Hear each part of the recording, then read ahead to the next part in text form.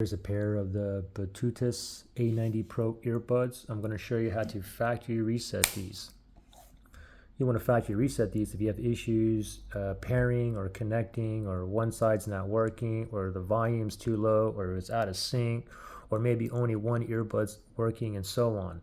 Okay, so very simple here. Now the thing is before I factory reset this, I'm currently paired to one of my phones that I want to pair it back to this phone. Okay, so if I want to pair it back to this phone here, I should go into my settings,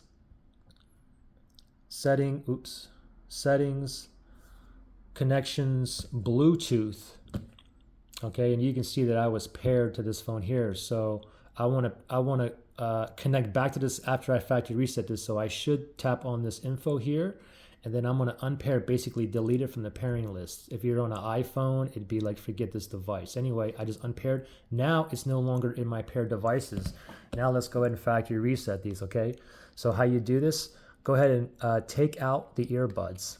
And as soon as you take them out, you can put them into your ear and then press and hold the touch sensor for 5 seconds until you hear power off, okay? Opportunities in my ear, I'm gonna hold right here, ready, go.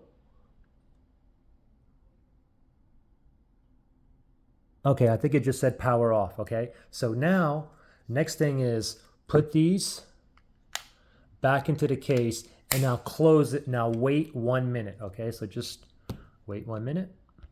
Okay, so it's been about a minute. Now all you gotta do is just go ahead and take it out of the case. The factory reset should be done and you should automatically be in the pairing mode.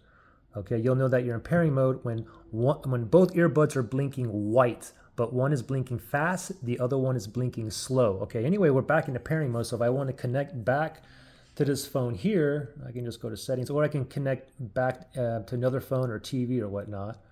But I'll go to Bluetooth here, and these are in pairing mode, so it should show up down here under available devices.